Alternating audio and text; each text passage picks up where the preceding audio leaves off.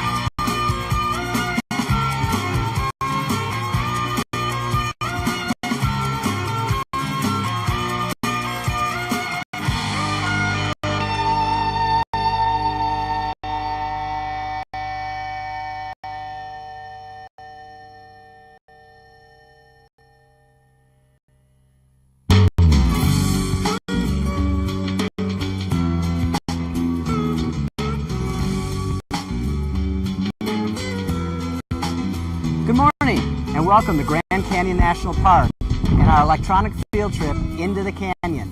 I'm Jacob Fillion and I'm a park ranger here at Grand Canyon National Park, and I'm joined with my co-host Tommy. Hi, my name is Tommy Birch. I live in upstate New York. I go to Draper Middle School. Right now I'm here with some other children from New York, also children from Florida, Indiana, and right here from the Grand Canyon. That's right, Tommy. We're going to take an adventure. We're going to use some of those keys that Superintendent Alston talked about to unlock some of the mysteries here at Grand Canyon. What are some of the things we're going to talk about? Well, we're going to talk about geology, like the rocks of the Grand Canyon. Also, the plants and the animals, the living life of the canyon. That's right.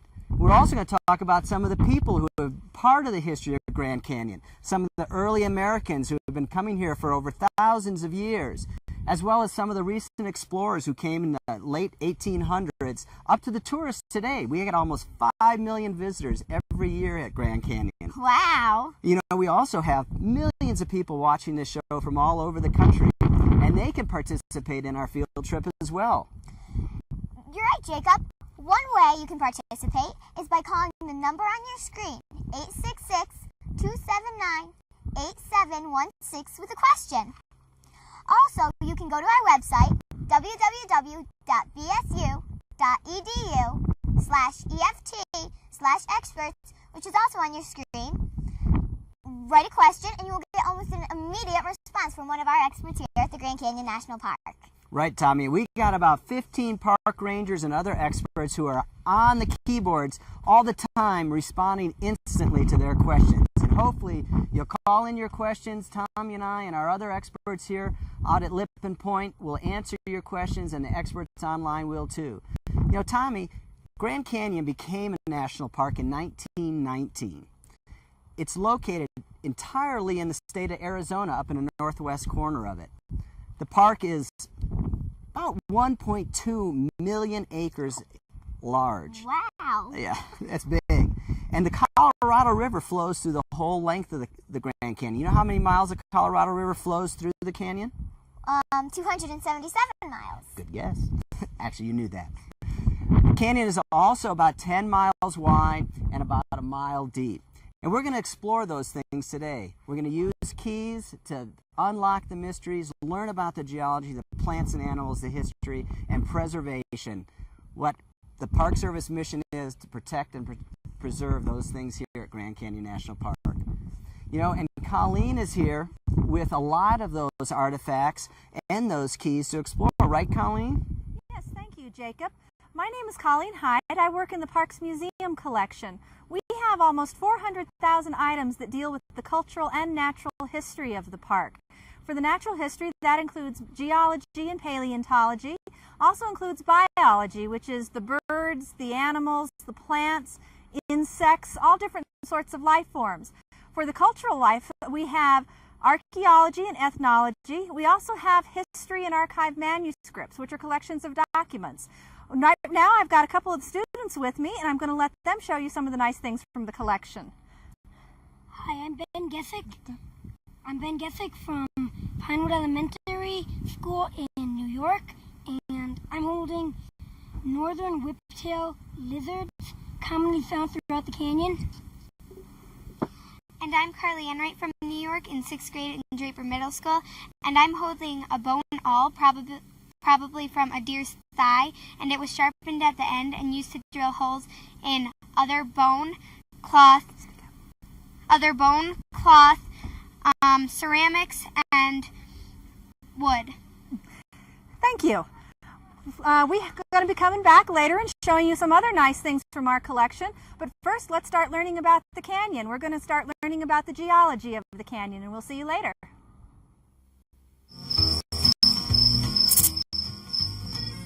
Great day hiking. Can you read me a story before bed? Yeah, sure. Which one do you want to hear? Oh, tell the coconino. No, the kaibab. Kaibab? That sounds like a good story. Let's see. Once upon a time, in a land far, far away.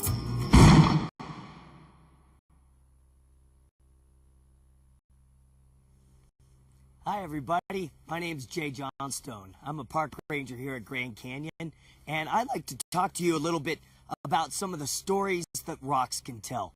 Now, you may not be aware of it, but these rocks tell incredible stories. You just need to know some of the language, and that language is called geology. Grand Canyon is one of the greatest classrooms on planet Earth to learn about geology because it's the planet's history book opened up for everybody to read. Each one of those layers of sedimentary rock behind me represent another chapter, a story, a continuing evolution and development of planet Earth. And we're going to be touching upon a lot of these different techniques and processes. So let's turn it back over to Colleen and her assistants. I believe they've got some beautiful rocks to share with you, and and they will try to tell you the stories of those few rocks. Colleen? Thank you, Jay. We have quite a few artifacts out here, different fossils and rocks that can be found in the Grand Canyon Museum collection. And Ben and Carly are going to tell us about a couple of their favorites. Here, I'll hold it up. Well, this is a fossil of a brachiopod, which is an early sea clam. And this is a fossil of a sea sponge, which are still found in oceans today. What do you have, Ben? I have a trilobite. One of the most common fossils, and it's very old. It's kind of like a horseshoe crab. And I have reptile tracks. You can still see the claw marks in them. Thank you. We'll be looking at some more different fossils here, but we also have things like ferns. We have some ripple marks, some different rock layers that we might have a chance to take a look at later. So we'll send it on back now to learning about some more of the geology of the Grand Canyon.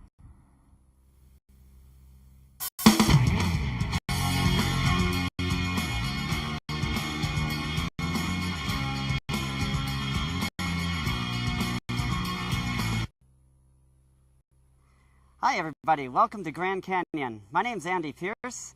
I'm a park ranger here at Grand Canyon, and we're going to be learning about the stories that the rocks have to tell us. I've got two co-hosts with me today that are going to be helping out. Hi, my name is Tori Savona. I'm in 6th grade. I go to Draper Middle School, and I'm from upstate New York. Hi, my name's Colin French. I go to Pinewood Elementary. I'm in 5th grade, and I'm also from upstate New York. Okay, excellent, you two. We're gonna take you on a journey into the canyon and learn some about the rocks and what they have to tell us here today. First of all, let's start off with a couple of basics about geology. We've got three main families of rocks, all three which we see here at the Grand Canyon. You want to tell us about them, Tori? Well, there are 3 rock families, Andy: sedimentary, igneous, and metamorphic. Why don't you tell us about metamorphic? Okay, metamorphic rocks are rocks that have been changed by heat and pressure such that we don't even recognize sometimes what they originally were. So these are rocks, and we see them down here at the bottom of the canyon, that have been changed, like I said, by heat and pressure. Colin, you want to talk about one of the other rock types?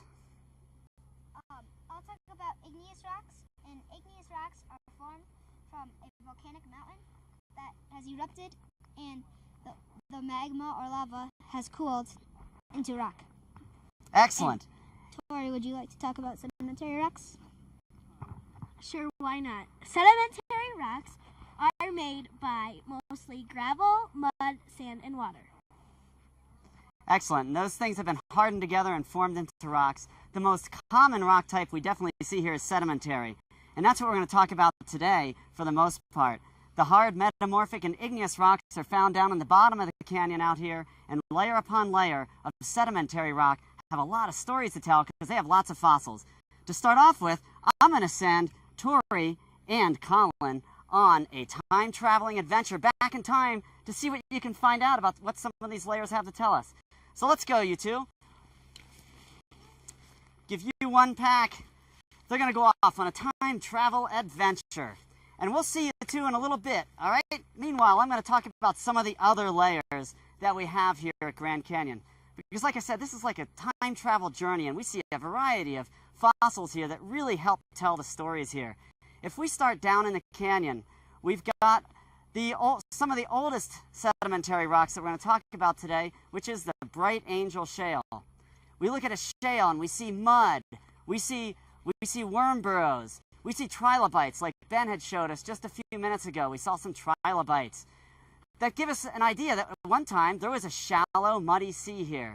As we move up through the sedimentary layers, coming closer to today, we see the red wall limestone, where we see ancient squids and other sea creatures that again tell us of a shallow sea. Moving up further, we have the Supai group. This was being deposited at a time when Arizona had the coastline. We had the beaches. California wasn't here attached to the North American continent yet, so Arizona was the beachfront property. Come up a little bit further, and we even see ancient deserts in the Coconino Sandstone. We see some reptile tracks. We see spider tracks, scorpion tracks, giving us evidence of a large Sahara-like desert that covered much of western North America. And do I understand we had a caller on the line? Okay, Scout from Texas, go ahead. How many caves are there in the Grand Canyon? Out of those caves, how many are homes to bats? Okay, there are a lot of caves in the Grand Canyon. Anybody familiar with limestone who might live in parts of the Midwest or more eastern United States might be familiar with limestone because that's where we get a lot of our caves. Mammoth Cave National Park and other national parks are cave preserved caves that are formed in limestone. We have a lot of limestone here at the Grand Canyon. I don't know the number. There are a lot of them out there. Excellent question. Okay, we've got Tori on her way back from her time travel adventure. Come on over, Tori.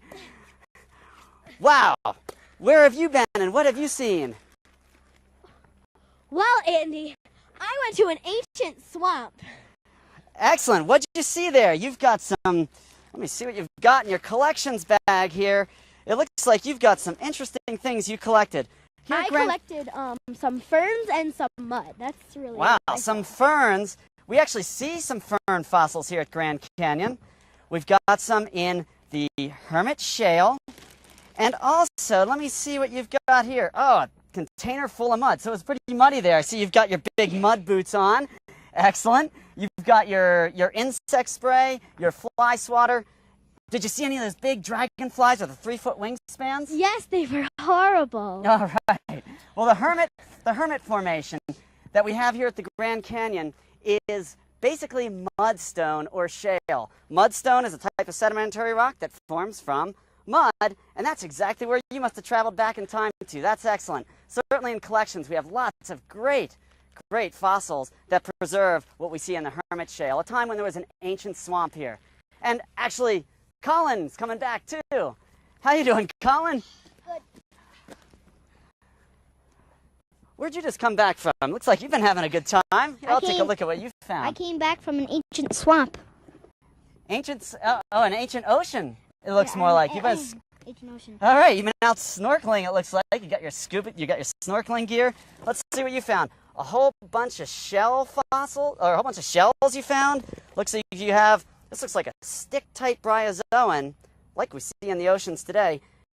We were studying this top rock layer we're standing on a couple of days ago. You guys remember we were doing that fossil study? What did we see in the Kaibab limestone, this top layer of rock? Do you guys remember what we found when we were doing our studies there? We found a lot of different kinds of seashells. Excellent. Some of them looking fairly similar to this. We found some brachiopods. Brachiopods, shell-like creatures. Okay, sounds like we have a question on the line. Yeah, I didn't catch the name. Tabitha. Okay, excellent. Tabitha, go ahead. Seymour Elementary, Bedford, Indiana. My question is, how did the canyon get its name? How did the canyon get its name? That's an excellent question. Grand Canyon, if you look out into it, kind of almost speaks for itself. But John Wesley Powell, who was one of the early explorers here in the canyon, first person that we know of to run the entire river through the canyon, came up with a lot of the names. And he's the one, I believe, who ended up naming this canyon the Grand Canyon. Excellent question.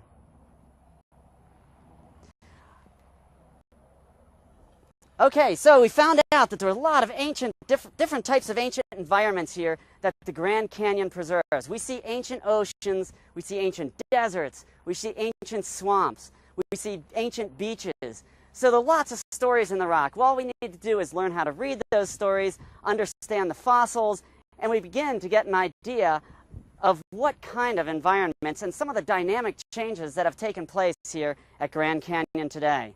And do I understand that we have another question on the line? Okay, let's go down to Jacob, because I think he's going to be handling some questions. Jacob? Andy, thank you. You know, Tommy, I'd like to go in that time machine sometime. Me too. I want to go to the ancient desert. Okay, we'll see if we can get Andy to send us. We've got Paige from Indiana on the phone. Paige, what's your question?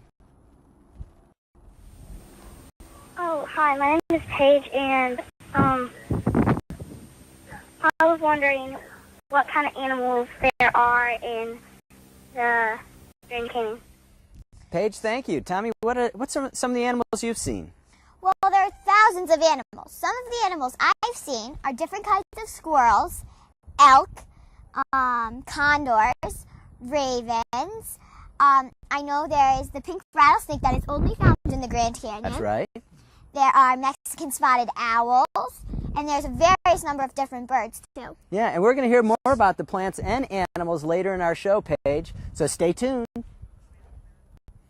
I think we have another caller, Savannah from Arizona. Go ahead, Savannah.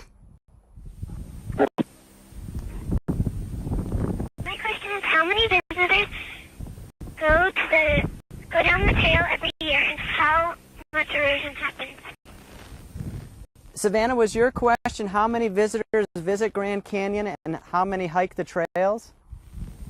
No, it was how many visitors go down the trail every year, and how much erosion happens? All right. Well, thank you, Savannah. You know, we get almost 5 million visitors a year at Grand Canyon, many of which do hike down the trail. Some of them just go a little ways just to see what it feels like to get below the rim of the Grand Canyon. Others will hike for weeks at a time into the canyon. The exact number, I really don't know, but I would guess that it's well into the tens of thousands, Savannah. Thanks for your question. Right now we have Chase from Pennsylvania. Go ahead, Chase.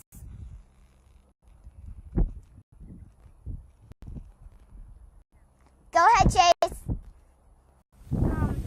Has there ever been any mudslides? Oh, good question. Yeah, actually, you know, just earlier this week, we had a lot of rain here at Grand Canyon, and one of the trails that we were hoping to hike on had a huge rock slide and mudslide on it, and it closed the trail. You know, the canyon is old, but it's continuing to form, and it's a dynamic place, and the weather is part of that. We're going to hear a little bit more about that as well. But what we're going to do first, we're going to hear, you know, we've heard about all the rocks, got into place, what happened next? And that question leads right into it. Andy, are you going to take us from here? You bet. I'm back here with Tori and Colin, and we're going to talk a little bit more about geology, because we just talked about all the rock layers and the fact that the topmost layer that we're standing on was deposited in an ancient ocean. However, if you're at the ocean, at the beach, what elevation are you at? Either one of you want to field that question? You're at 0 elevation. Okay, so 0 feet. What elevation are we at right now? Do you remember, Tori? We're at 7,000 feet. 7,000 feet, which is why it's a little bit chilly out here today. Some people think of Arizona as hot, but it is a little chilly here today. We're at 7,000 feet. How is it that these rocks deposited underwater ended up at 7,000 feet? Well, we're going to come back to the theory of plate tectonics. I have a globe right here in front of me. The black lines on here represent the plates on the Earth. The crust is broken up into a series of plates. These plates are moving. And let's have a demonstration. Why don't you two demonstrate how basically this works? Plates can move in many different ways. They can pull apart, slide side by side. What happened here to cause these two plates to lift up, or to cause the crust of the Earth here to lift up to 7,000 feet? Let's see it. They're going to demonstrate convergent plate boundary. Tori and Colin, let's see. All right. Tori is the plate diving down. Colin's the plate going over top. Basically, tens of millions of years ago, the Pacific plate, represented by this, and a North American plate, represented by this one in my left hand, collided together. Pacific plate dove down. The North American plate rode over top and was pushed up, and hence our rock layers here have been lifted up 7,000 feet in some places, like here at Grand Canyon. Now, that's a very dynamic force. We've got all of our rock layers lifted up 7,000 feet in the sky.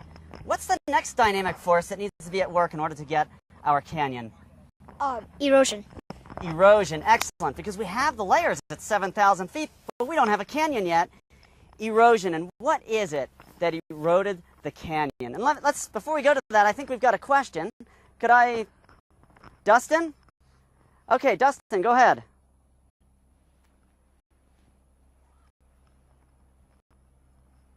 Dustin, are you there?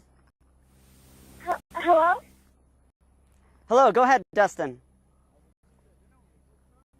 Do you have a question? This is Alex from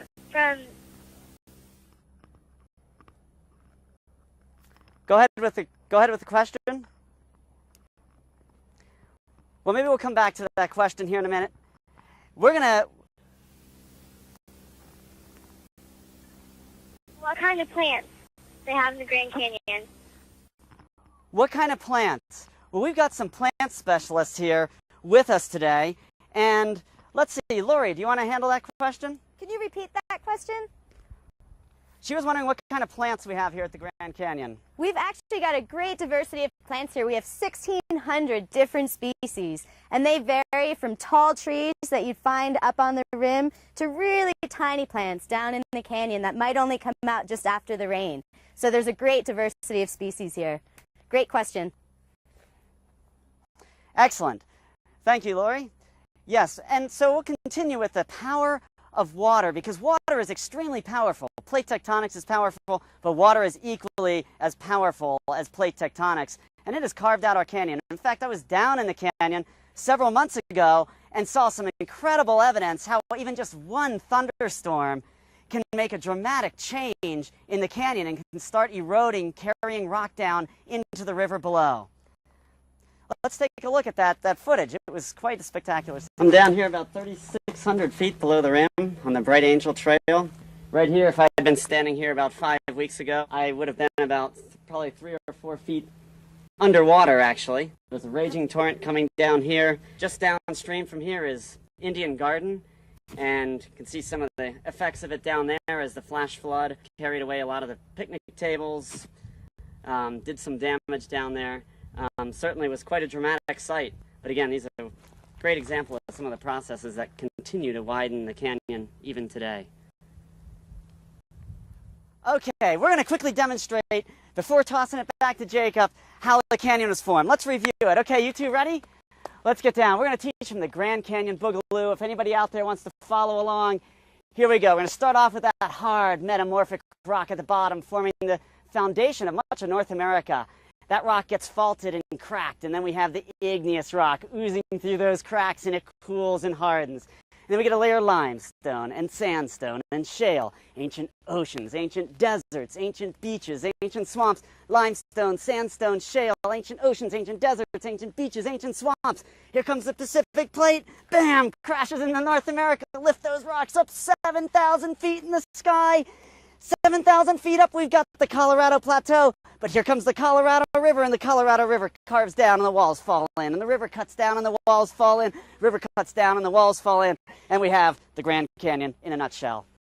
Thank you. Back to you, Jacob. Well, we just represented, we just represented how many millions of years? Lots. That's. Right now we have Hunter on the phone from Texas. Go ahead, Hunter. What name did the Native Americans have for the Grand Canyon, and what did they mean? That is a really good question. We have a woman who grew up here in the Grand Canyon who is a Hopi Indian, so we're going to toss it up to Phyllis. Phyllis, can you answer this for us? Yes, that's a great question. The word for the Grand Canyon in Hopi is Dikpa. That means deep canyon. So that is the word in Hopi. Thank you. That was a great question. Thank you, Phyllis. Right now we have Brandon from North Carolina on the phone. Go ahead, Brandon. This is Brendan, and my question is, what is limestone made out of? Okay, Jacob, you want to answer that one? Yep, Brandon, that's a great question. And Andy was talking about the different types of sedimentary rocks that were formed here. But limestone was formed under ancient oceans. If you remember, who was it? It was Colin who went back in time and came back from a limestone, and he found all those pieces of shells and things like that. And that's what forms limestone. They break down and they compact and form limestone. Thanks a lot for that question. We're going to go to the next section. We are going to learn about some life in the canyon. So we're going to toss it to Chad and Lori.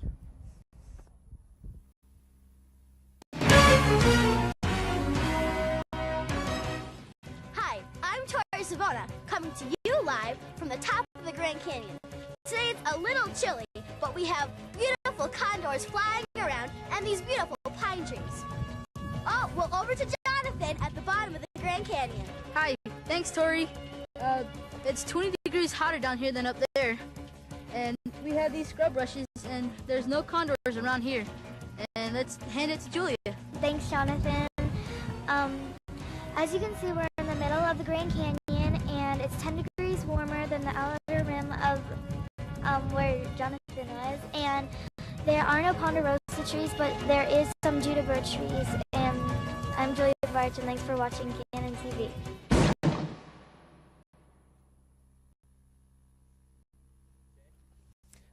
Great. Well, those are some fascinating stories about the different rock layers, about geology.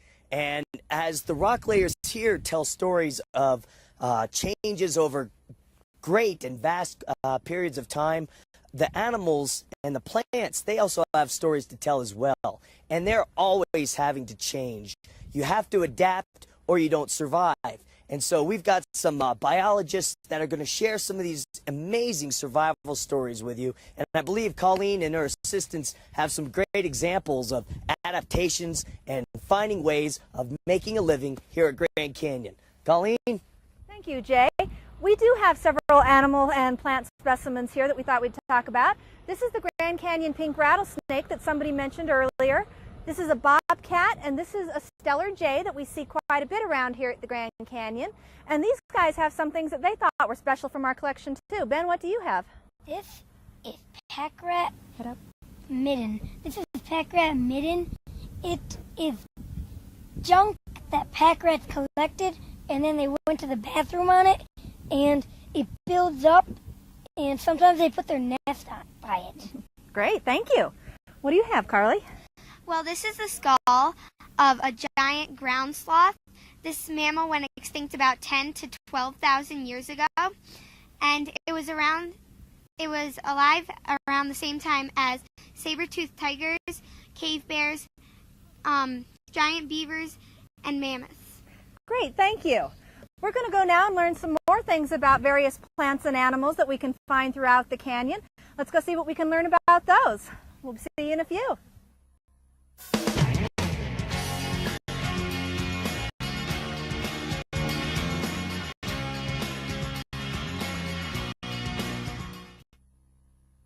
Hi, my name is Lori McCarrick, and I'm a restoration biologist with Grand Canyon. And we're actually going to start off the plant section with a question from Austin, I believe the name is, from Texas. Go ahead, Austin. Austin, did you have a question? Yeah, I'm from Indiana. Oh, I'm sorry, from Indiana. All right, what is your question? My question is that why did they put up cages in the bat cave? Why did they put cages in the bat caves? Is that the question? Yes. Okay. Well, one of the caves that there are a lot of bats actually had artifacts in it, historic and prehistoric artifacts. And they put a cage on that cave to protect those artifacts. Chad, do you have anything you want to add to that? Yeah, the cage that you're talking about from the website, I believe, is a cave called Stanton's Cave. It was a cave that people could walk into, and like Lori was saying, people were going in there and stealing artifacts out of there. So they put a door on there and to keep the people out, and then they had to modify that door to make sure that the bats could fly in and out as well. So I think that hopefully answers your question. Great. Okay, well, we're going to start talking about plants, and I have some new friends here who will introduce themselves, and then they're actually going to help us learn about plants. Go ahead, Jonathan. I'm Jonathan Yazzie from Grand Canyon. I'm in 8th grade. I'm Bernie Ortiz from Grand Canyon, and I'm in 5th grade. I'm Berkeley Cougar from Cowan Elementary, and I'm in 4th grade. Great. Well, we've learned so much already about geology and how the canyon was formed, and a lot of people, when they think of Grand Canyon, think of what's behind us, this vast landscape. We already mentioned that there's a great diversity of plants at Grand Canyon. We have 1,600 different species. I don't even know all of them. I'm just starting to learn them all. As we change in elevation, does anybody remember how much elevation difference there is between the north rim and the bottom? Jonathan, any ideas? 2,000? 2,000. It's a little more. It's about a mile, actually. So the north rim is a little bit higher. And the bottom of the canyon, do you think it's warmer or colder right now? Warmer. It's warmer, yeah. So if we were down there, we might be able to take our layers off. So like us, the plants actually change as you go down into the canyon. Now, these kids have been fortunate enough to have been able to take a hike down into the canyon. And I'm wondering, Berkeley, why don't you tell me, what did you notice as we hiked down the trail that day? I noticed that in the bottom, most of the leaves get bigger, and like towards the middle, they're kind of smaller. Okay, good. How far down did we go? Did we go, a couple miles, or was it just about a mile? It was just about a mile, Yeah, I think. so just in 1 mile along a trail, we were able to see a really big difference in plants. On the top of the rim, Bernie, do you remember, were the plants really tall, or were they just super short? They were pretty tall. Yeah, they're really tall. In fact, if we were to go over to the north rim, there's a really dense forest over there with trees that look like this. This is one piece of a tree. Really tall trees over there. And as we go down, what happens to the leaves of the trees? They get bigger. In the very bottom where there's water, they do. Yeah, you can get really large leaves like that. This one here that has very small leaves that are kind of waxy, where do you think that would be found? The middle? In the middle. Why? Because there's no water in the middle. Exactly. Yeah, so these... Great answer. Yeah, these plants have had to adapt to an area where there's really no water. So they've come up with very creative ways to actually survive in that area. I wonder if one of you could tell me what type of things plants rely on and what you think is the most important here. We've kind of already hit on this as far as a resource. They adapt to soil and sunlight great. And water. Okay, good. What do you think that this plant, where do you think this would be found? Mostly at the bottom. At the bottom. What type of modifications or adaptations do you think this plant has made to life down there? They can keep water in its pads. Yeah, so the pads are really thick and they can actually store water in there. Do you see big leaves like on this plant? On this cactus? No. Do you think this has leaves? No, they have spines. Spines. Yeah, and actually the spines are modified leaves, so they've developed those spines. What else do you think the spines might be good for? To protect it from animals. Exactly. Yep, that's a great answer. If I were an animal and I came up to take a bite out of this, I'd get a mouthful of spines.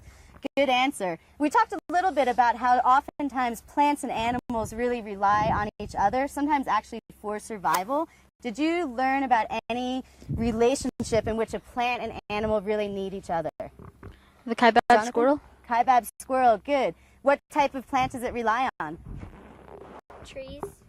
Right. Do you remember what type, Bernie? The ponderosa pine tree. Ponderosa pine. Right. So the trees actually protect the squirrels. I think we're going to go over to Jacob for some questions now. All right. Thanks, Lori. Right now we have a question from Indiana. Aaron, go ahead with your question, Aaron. How did the canyon turn from a small sea to such a dry place? Well, all of this is done by the force of water, weathering, and erosion, and some other wind. It's really an amazing thing, the force of this kind of nature that can make such a small, little tiny thing turn into a humongous canyon. All right. Good, Tommy. We got Bobbia now from South Carolina. Bobbia, what's your question? My question is, what kind of minerals are found in the Grand Canyon? All right. What kind of minerals are found in the Grand Canyon? Well, you know, Bobbia, some of the early explorers who came here were actually miners, and they came to mine some of those minerals out of the canyon walls. Some of those were copper, asbestos, and more recently, actually the last mine closed in 1964, was uranium. So there are a lot of different minerals here that people have tried to mine and have successfully mined. It's just hard to get it out of the canyon. Thanks. Our next question is from Ryan from Indiana. Go ahead, Ryan. Go ahead, Ryan. Has anybody ever got hurt in the Grand Canyon, like bit by a snake? And if they have, how did they get them out? People have been hurt in the Grand Canyon. I think I'm gonna ask Jacob to finish that one up. I'm not totally sure about that one. All right, thanks, Tommy, but you're right. People do get hurt. They have to be careful. animals are wildlife here, and they're wild and in their habitat.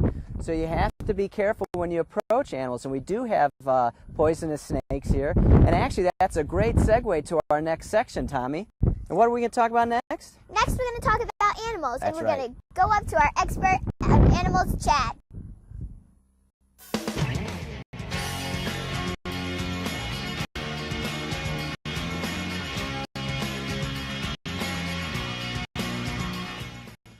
Hello, my name is Chad Olson. I'm a biologist here at Grand Canyon National Park. We're going to talk about some of the animals that we find here at Grand Canyon. Grand Canyon is really diverse in the wildlife that we have. We have over 350 species of birds, about 90 species of mammals, and about 47 species of reptiles. Now, there are a whole bunch of animals I'm not naming, but it's very, very diverse here at the canyon, mainly because of the huge elevation difference from the rim down to the canyon, as Lori kind of talked about a little bit before. So some of the species found here at Grand Canyon are only found here in this area. These are called endemic species. Berkeley, can you can you name an endemic species for us? Yeah, the Mexican spotted owl is one. Mexican spotted owl is not endemic, but it is threatened or endangered. We'll talk a little bit more about that. Bernie, can you name an endemic species? A kaibab or arid squirrel. Kaibab squirrel is a good example. The Grand Canyon pink rattlesnake is another endemic species to Grand Canyon. Now, we also have a number of threatened and endangered species here. Berkeley, now you can name one of those. The Mexican spotted owl. Mexican spotted owl. Okay, excellent. That is one of the threatened and endangered species here. We also have a very large bird that's threatened and endangered. One of the most endangered birds in the world. What bird is that, Jonathan? The California condor. The California condor. Excellent. It's one of the most endangered birds in the world. Berkeley, how big do California condors get? Well, their wings can get up to 9 to 9.5 feet, and their weight can get up to 24 pounds. Exactly right. Up to 24 pounds. To put that in perspective, a bald eagle weighs on average about 10 pounds.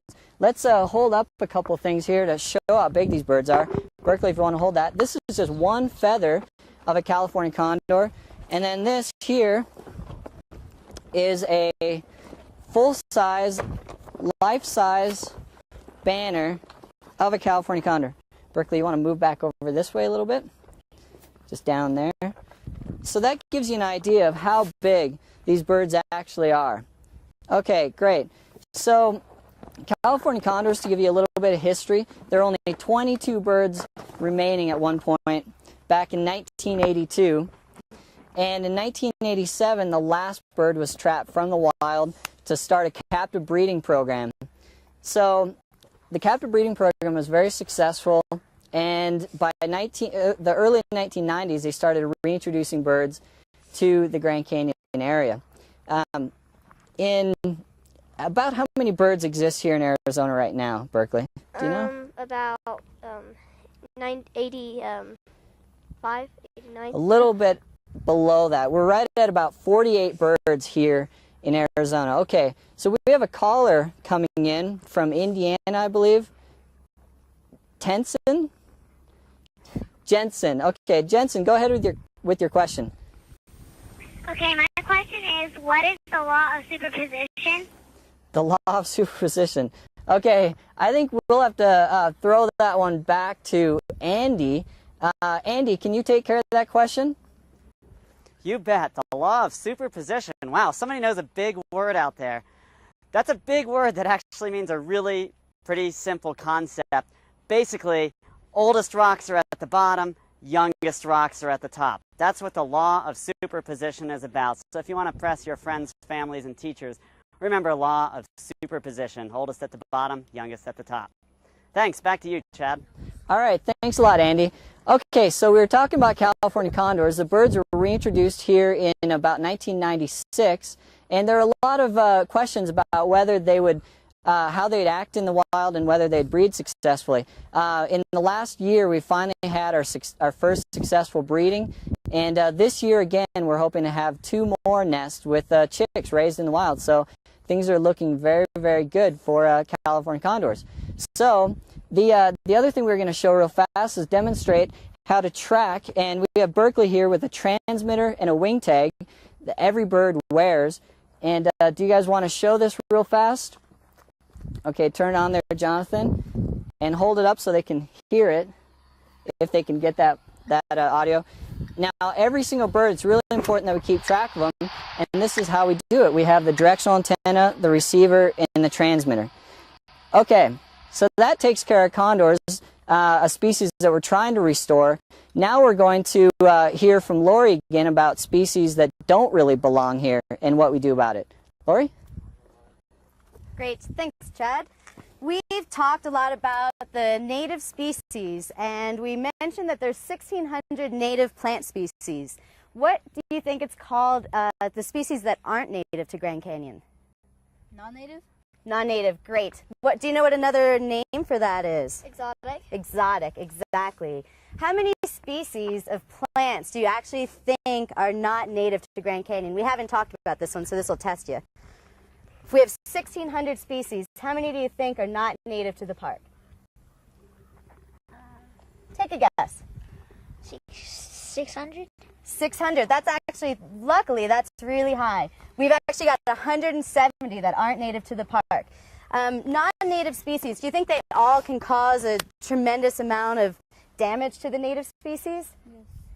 They can, yes. Yeah. Some of them causing more than others. Let's see, Berkeley, do you remember what it's called for the species that really can cause a lot of damage to the natives?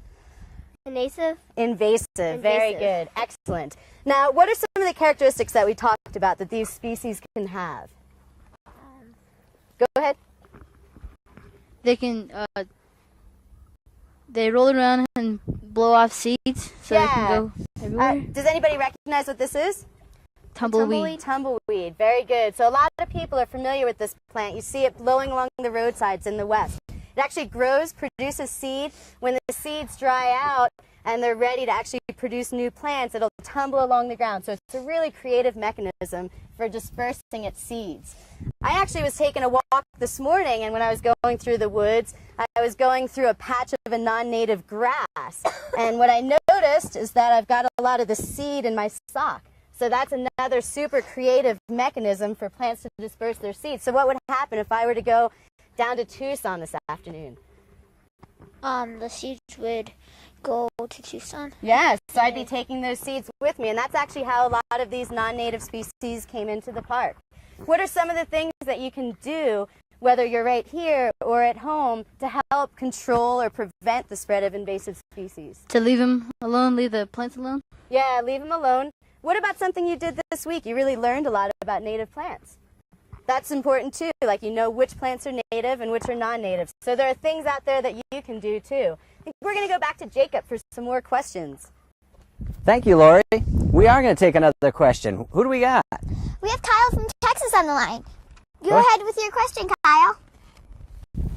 Since there is now a dam on the Colorado River, will the canyon continue to get bigger?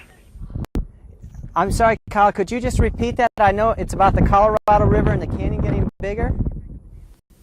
Oh. Since there is a dam on the Colorado River, will the canyon continue to get bigger? Well, yep. Well, Kyle, there is a dam. There are actually, all along the Colorado River water system, there's over 100 dams on that river. Wow. But you didn't know that. I did. And the one that's right outside of Grand Canyon National Park is Glen Canyon Dam, and that has had a big effect on the river. The canyon still will be getting bigger because the Colorado is still flowing, and we have a lot of lateral erosion like Andy was talking about earlier. But the biggest impact that the dam has on the Grand Canyon is affecting the habitat and the plants and animals that grow along the river. Thanks, Kyle. Right now we have Sarah from North Carolina on the line. Sarah, what's your question? How old is the Grand Canyon? How old is the Grand Canyon? Bet you it's older than Tommy.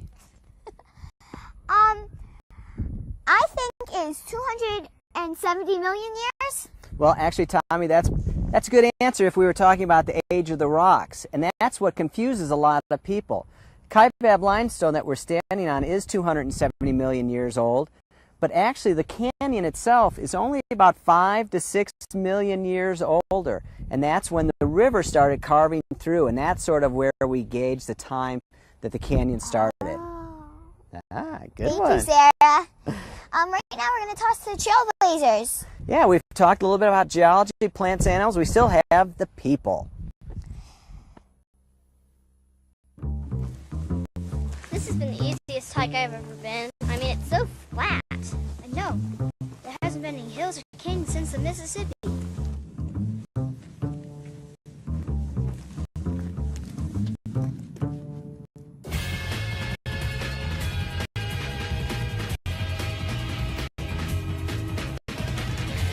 How are we going to get across that? Hello again. So now we've learned some of the amazing stories of plants and animals and how they've had to adapt to survive here and to make a living at Grand Canyon. We've not covered one very, very important story so far at Grand Canyon, and that's the story about people. And people really are an integral part of the Grand Canyon history and the Grand Canyon story. And so the story of human beings at Grand Canyon go back thousands and thousands of years. And our museum collection has many, many wonderful artifacts. And I think Colleen and her assistants can share some of those wonderful pieces to help, again, open up that history book. And let's take a look about the human story at Grand Canyon. Colleen? Thank you, Jay. We're back with some cultural items here, things that are found throughout the Grand Canyon that represent some of the early peoples that are found here. Ben, what do you have? I have a basket made by the basket makers. It is about 1,000 years old, and it's worn out, so we keep it in this bowl with a cloth. Thank you. What do you have, Carly? Well, this is a sole of a sandal made from yucca or agave fibers, and they put shredded bark on it to keep it soft. Wonderful. We'll be coming back later and looking at some of these other things, but let's go to our early native peoples expert and start learning about some of the people of the Grand Canyon.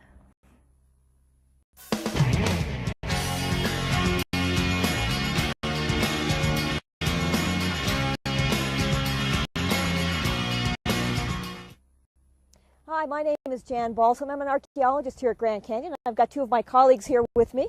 You guys introduce yourselves. Hi, I'm Chelsea Fairhead. I'm in 7th grade and I go to Grand Canyon School. Hi, I'm Julia Barch and I live in Florida and I go to Donna Church High Tech Middle School. And we are going to start our session with a question from Zach from North Carolina. Go ahead, Zach. How fast does the Colorado River flow through the Grand Canyon? Zach, that's a great question. He asked him, how fast does the Colorado River flow through Grand Canyon? And it varies a little bit, but generally about 4 to 5 miles an hour is the flow of the river through the Grand Canyon. Hopefully that answered your question. Okay. Well, we're here talking about native peoples.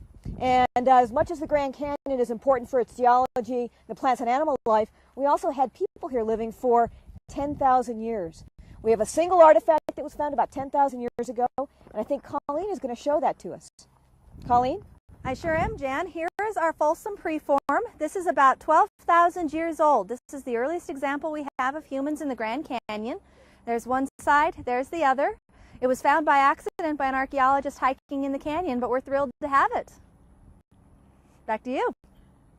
You know, when you talk about trying to understand the human history here, it's almost like looking for a needle in a haystack. We've got 1.2 million acres, and we've gone out looking for some sites in the last couple of days, and it was kind of surprising as we were walking through the woods, finding things on the ground. But we're going to talk about some of the earliest people here who were here about 10,000 years ago, hunters who were in this area, leaving small pieces of stone tools. And then about 4,000 years ago, there's another group of people who were also hunters who are living here, and they made small animal figurines called split twig figurines. And we've been trying to make some of them, and I know that folks in the classrooms have also been trying to make split twig figurines. There's an activity available for you on the website. And Colleen, I think you've got a couple real ones to show us. I sure do, Jan. These are two split twig figurines from the museum collection. This one has a spear in it. This one here is wrapped with grass. We believe they were meant to be either bighorn sheep and mountain goats or mule deer. The one with the spear in it was probably a hunting fetish meant to help them with their hunting rituals and to make it a more successful hunt. Back to you. Great. Well, I've been talking with my colleagues about the figurine with a small spear running through it. Julia, what do you think that's all about? I think it stands for hunting and for food and nature. Hunting, yeah. And what do you think, Chelsea? Same thing? Yeah. Pretty much the same thing. You know, it's pretty hard to hunt a deer or a sheep around here. We have a couple tools, though, that we know were used prehistorically as part of the hunt. Now, do you think those would work on a bow and arrow? No. Kind of a little too big for that? Yeah. Kind of heavy, have to be a really big bow and a really big arrow? Yeah. So most likely on a spear, and it would have been hafted at the end into a piece of wood and then used as a spear. So I think, actually, we've got another caller coming in. Amanda, I believe it is. What is a petroglyph? What is a petroglyph, Amanda? That is a great question. We've got a couple people who want to answer that for you. There's two different types of rock art. There's pictographs and there's petroglyphs. Who wants to answer which one? Petrograph is where you carve things into the wall. Mm-hmm. A petroglyph is when you chip the image into the rock wall. And what's a pictograph? A pictograph is when you paint it on the wall with mud and water. Mud and water, and you're actually making paintings, pictures on the walls. And petroglyphs are peckings on the wall. That was a great question, Amanda. Thank you very much for asking. So we've talked a little bit about the oldest artifact, a little part of the Folsom Point. We've shown our skills at making split-twig figurines. We've talked a little bit about projectile points. Archaeologists don't really ever call them arrowheads unless we know that they were using a bow and arrow. And I've got another little artifact here. I'll trade with you. What do you guys think that was? Probably a utensil, like a knife, to Exactly. cut their food up. Exactly. It was a knife because people had to fashion everything that they were using here out of what was available in the canyon. And all of these three pieces of stone tools, they're all called lithics, were made out of what? They were made out of all stone. Out of all stone. Canyon. All of it coming from the rock layers here. Exactly, exactly. So pretty interesting stuff. And all of these things, thousands and thousands of years old. Looks like someone painted on that one. On this one? Yeah, it looks like it was fake. Yeah. It does, although, there's a number on this, and that's the site number, so we actually know where it came from. It's one of the tricks that we have. Okay, so we've heard about a little bit about hunting and things like that. What about a little later peoples? We had peoples living here who were hunting, and then we began to have people who were farming. And I know Ben already showed us a basket. What do you think those people were called who made baskets? Farmers. How about basket makers? Yeah. Oh, yeah. Yeah, basket makers. And they were living here maybe 1,500 years ago, 2,000 years ago. And later people called Pueblo people were living here, and they were farmers. And we've talked a little bit about that. Where would they be farming, do you think? Probably by the river. Down that below us? Yeah. So that they'd have enough water to make sure their crops would grow correctly. Yeah, exactly. And they were farming corn, beans, and squash. Mm-hmm. And we've had a little bit of experience here with corn in the last couple days. One thing, if you're living here, you're going to have to make everything that you have in your kitchen right here out of what's available. And we actually have been practicing a little bit with grinding corn. You guys want to show folks how that works? Okay, usually they use a bigger rock. And the big stone here is called a metate. The small stone is called a mano for your hand. You guys want to show them how it's done? First you have to crush the corn. We like to cheat. They're cheating a little bit. But it works pretty well. And then we actually ended up making some fry bread the other night out of this. And then you just grind it up. All right. Well, thanks, you guys. Looks like we're going to toss this one to Jacob. Question time. Thanks, Jan. God, 10,000 years of human history here. It's amazing. Right now on the line we have a caller from Missouri. Go ahead. Her name, I think it's Savannah. Savannah. Savannah, are you there? Yeah. What's your question? What kind of Indian live around the Grand Canyon. Thank you, Savannah. We talked about that a little earlier, didn't we? We talked about some of the Native American tribes that have associations with those. Can you remember some of those tribes? There's the Hopi, we have Navajo. We have Havasupai, Wallapai, Apache, and Paiute Indians. But the only ones that now live inside the canyon are the Havasupai Indians. Thanks, Savannah. Thank you. Right now on the line we have Graham from Indiana. Go ahead.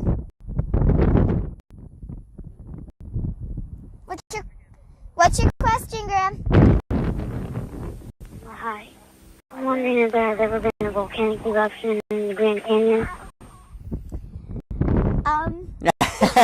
You don't know that one? Not exactly sure. Actually, I yes. think there is, but You're absolutely right. That's a good guess. And actually, that's some of the most recent dramatic geologic events we've had here, Graham. And in the western part of the Grand Canyon, there have been volcanoes erupting. And actually, those volcanoes had incredible lava flows. Just about 2 weeks ago, I was on the Colorado River on a raft trip going by these lava flows that 11,000 years ago dammed up the Colorado River, forming a big natural lake there.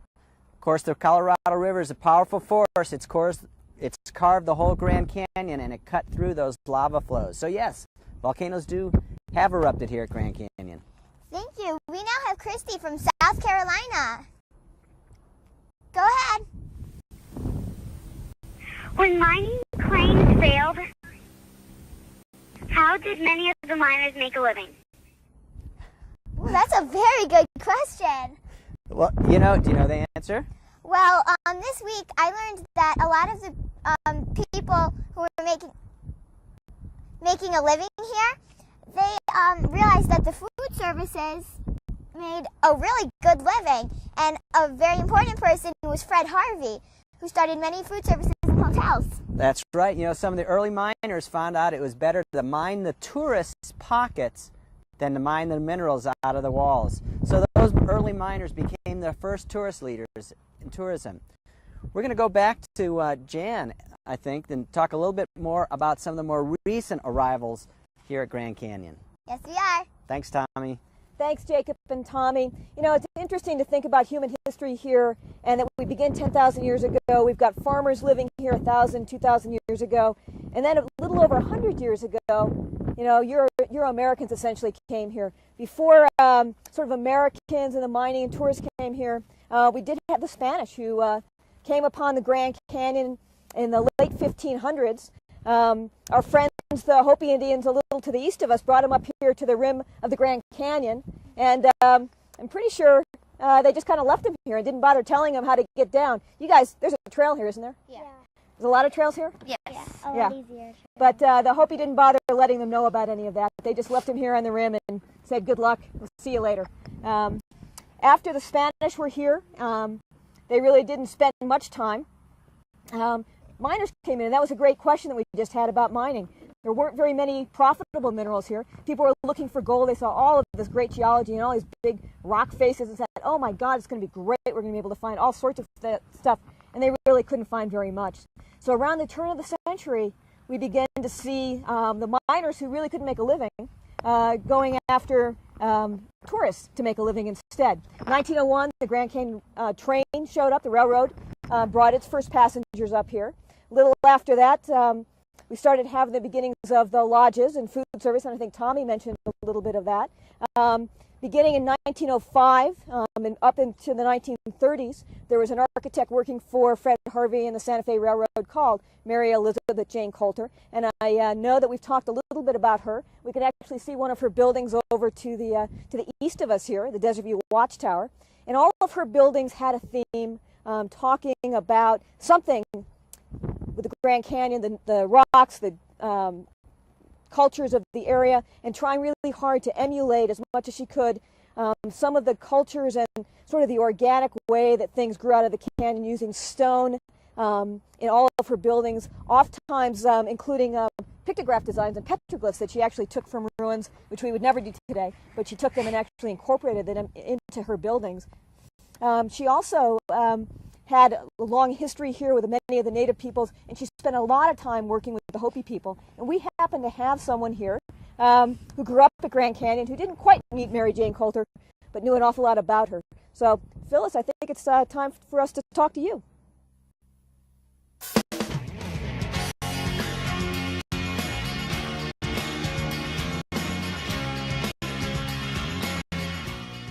My name is Phyllis Yoiwatiwakatsinhongva. I am from the Eagle clan, born for the Bear clan, and I am a Hopi Apache Indian raised with Hopi beliefs. And today I have some partners here with me. I'm Bernie. I'm in 5th grade and I live in Grand Canyon. I'm Berkeley. I'm in 4th grade and I live in Indiana. All right. And we are going to tell you a little bit about the Native Americans in the area. And we have 9 tribes that have connections to Grand Canyon. On the North Rim side, we have 3 bands of the Paiute Indians, and we have the Zuni Indians from New Mexico. Berkeley, can you tell me? We have the Hopi and the Nui. Look up, smile. Go ahead, Bernie. The Navajo, the Havasupai, the Wallapai, and the Zoi. The White Mountain. And All right, good. So you learned about them a little bit while you were here at the canyon.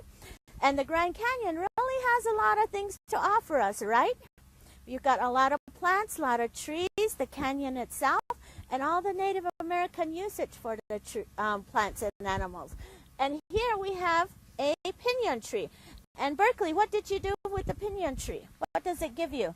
You can eat them and you can use medicine. You can eat the what? The pinyon nuts. And what did you do with the pinyon nuts? We roasted them. And you got to eat them, right? Yep.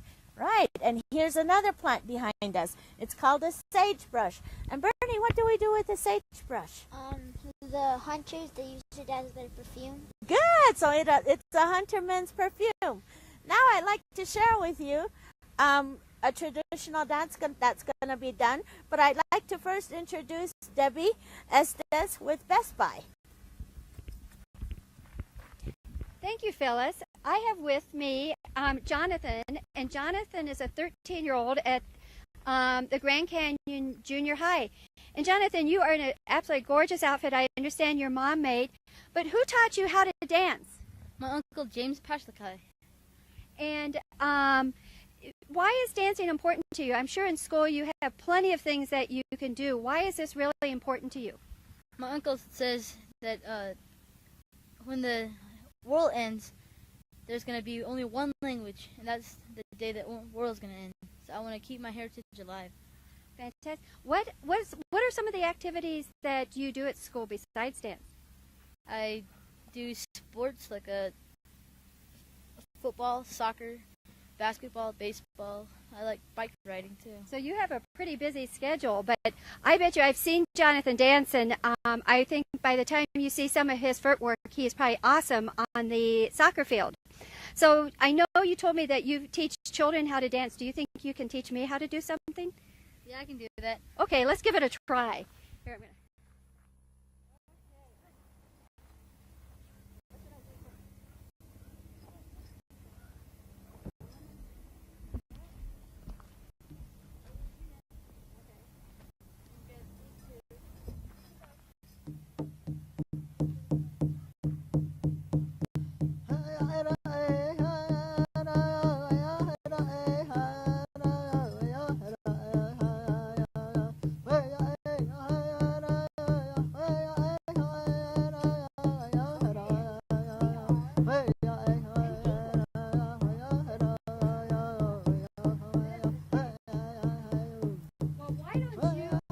Accompanied by your drummer Fred, why don't you do a dance? What dance are you going to do for us today? I'm going to do the hoop dance.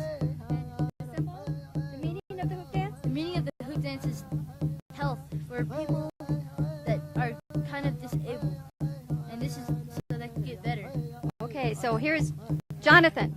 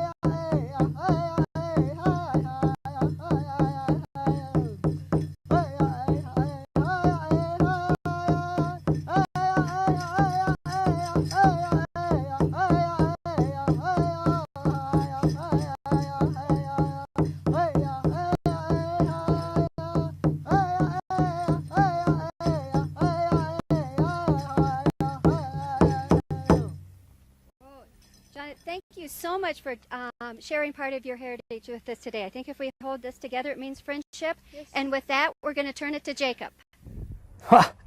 Thank you, Jonathan. That was excellent. Yeah, that was great. We were down here dancing too.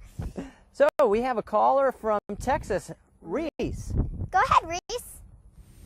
How long has the Indian Garden been in the Grand Canyon, and did any of the Native Americans live in the Indian Garden or make use of it? Well, the Indian tribes have been living here in the Grand Canyon for over 10,000 years. And yes, the Indian Garden was in use by the Havasupai, and is still used by them today. Well, actually, the Havasupai did live there. They're not there now, but a lot of hikers camp there when they go down. So, but the Havasupai were there until just recently. We now have Brady from Indiana. Go ahead, Brady. Sorry. Hi. How did rivers and ponds get into the Grand Canyon from a long time ago?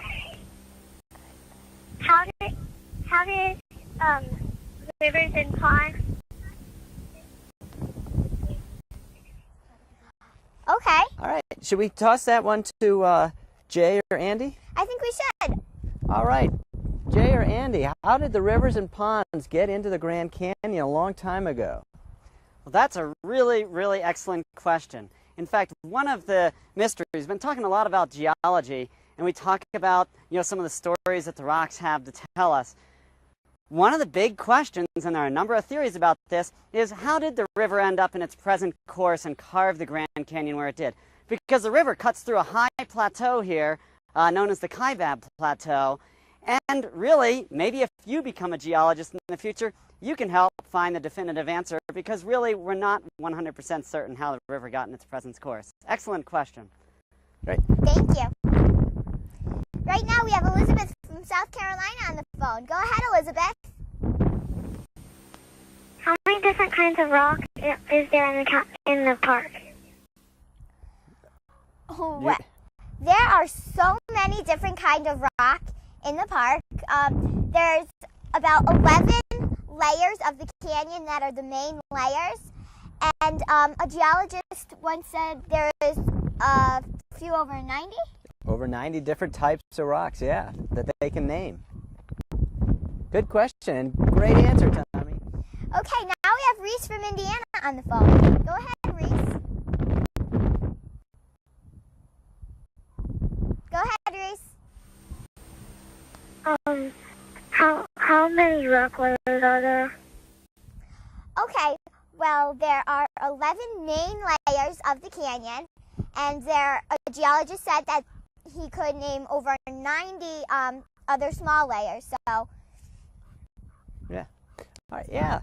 And actually, there are about 11 layers, and if you go to our website, you can see those layers and learn about each of those there. So why don't you visit the website and you can get all the answers there. We've heard a lot about a lot of different themes today. We've heard about humans here, rocks, all of that stuff. But we haven't really figured out how we keep this place so beautiful. Right, and that's part of the Park Service missions, to protect and preserve. Right now we're going to go up to Amanda, Madison, and Jay and Chad to learn about preservation.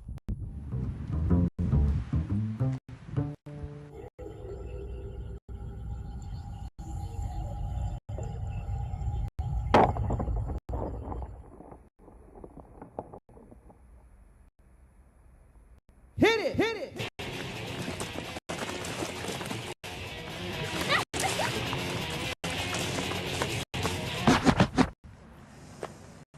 Did you hear something? Nah.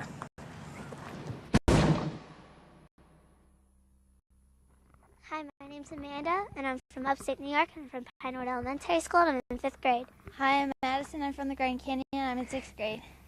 We've learned about the canyon all week, but we still haven't talked about preservation. Madison, what did you like best? It was pretty cool when the condor flew over our heads. What about you? I liked when we got to see the baby chick that was just born, in May through a telescope, so that was my favorite part. What can you do to help the canyon stay the same? Madison, what are some examples? Some things you can do is to leave everything where it is so that future people can come and see the same thing that you saw. You can also pick up your trash so that the animals can live. How you doing, Amanda? Madison? Good. So you guys were talking about why people shouldn't litter. I wanted to show you something here real fast. You guys want to hold that? Okay, let's dump all this stuff out. This is all stuff that we took out of a condor nest. How did this get in the nest, Amanda? Well, because people leave their trash on the ground, so condors are very curious birds, and they pick up whatever they can get. Exactly. And the condors, they think that some of the stuff is nutritional for them. They pick it up. It can actually cause their chicks to die in the nest. So it's very important that people pick up every little bit. Also, we want to make sure people don't feed wildlife. We have a caller coming in, Toby, from one of the Carolinas. Toby, go ahead. Hi. When you find animals that are injured, do you take them for care, or do you give them to other people to take care of? That's a great question. What do we do with animals when they get injured? Well, we have permits so that when we find an injured animal, we can get that animal to someone who knows how to take care of it, a wildlife rehabilitator, and usually they can end up rehabbing that animal back to health and hopefully be able to release it back into the wild. That was a great question. Okay, so I think now we're going to talk about some other things that people can do when they're here at the canyon to help preserve it. Jay? Yeah, hi everybody. Good to see you again, you two. Did you have fun during your visit here to Grand Canyon? Yes. Excellent. Well, most people do. When they visit a national park, they have a great time, and they enjoy it, and they want to tell other people about it. Is this the only national park in the whole National Park Service system? No. How many are there? Over 380. Yeah, 388 national parks out there. That means most likely there's a national park near where you kids are watching this program from. Now, I believe we've got another call for you, Chad.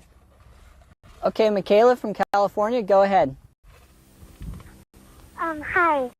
I have a question.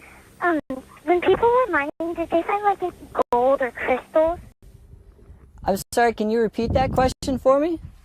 When people were mining, did they find any gold or crystals?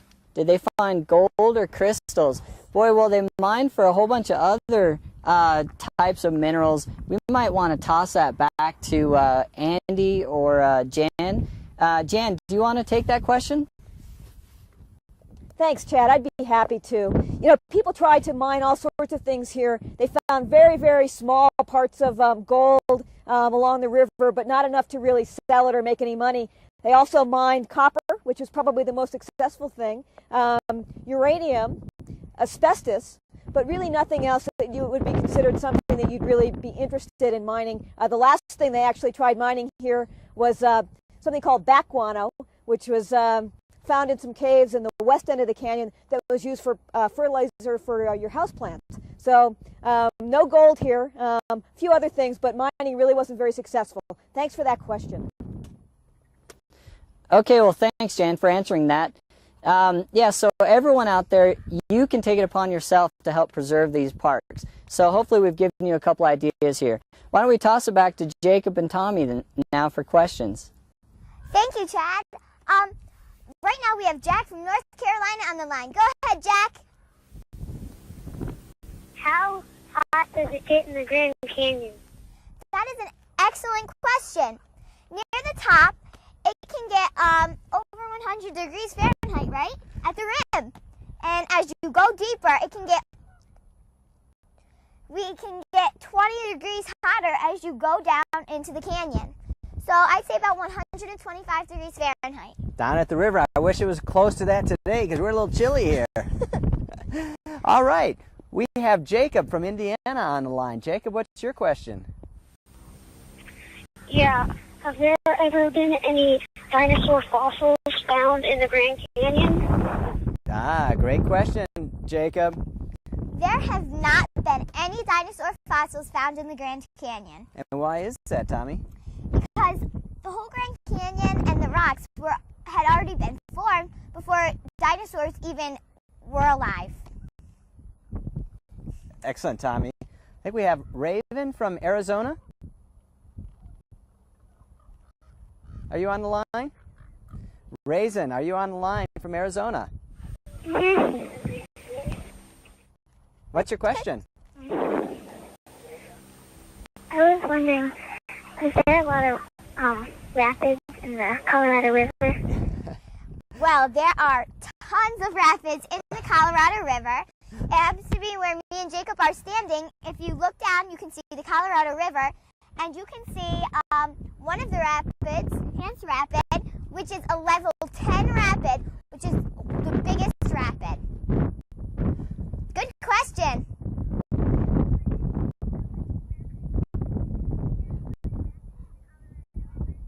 There are a lot of rapids. There are over 200 rapids along the whole length of the Colorado through the Grand Canyon. And as Tommy said, they get up to level 10, which are some of the hardest rapids to run anywhere on a whitewater river. Thank you. Yeah. Great. Well, it's been quite an adventure today, hasn't it? Definitely. We just finished talking about preservation and the importance of taking care of our natural heritage here, like the Grand Canyon. Absolutely, because if there wasn't the national parks, it wouldn't be as beautiful as it is right now. That's right. We've also talked about the humans that have come through Grand Canyon National Park. Yes. The plants and animals, and what everybody comes to see, which is the rocks in geology. Grand Canyon rocks. So it's been great. The themes for the show have been those. We've had a lot of fun with everybody here. But you know, this is just the first field trip in a series of electronic field trips. And Jay's going to introduce the next one that's going to take place in December. Jay, what do you have for us? Thanks, Jacob. We've got an incredible array of special features and field trips coming up. There's a total of 6, including this one. The next one coming up is going to take us out of this world. We're going to go visit planet Mars. And planet Mars may seem like a world away. However, a lot of the stuff that we talked about today with geology, about sedimentary layers, about the colors and the minerals we find in the rock, you can apply to geology in different planets and on Mars. So the red rocks here of Grand Canyon, they have a lot to do with the same red rocks in the planet Mars. So we look forward to seeing you again when you come and visit us in about a month's time, and we'll see you on Mars. Thanks.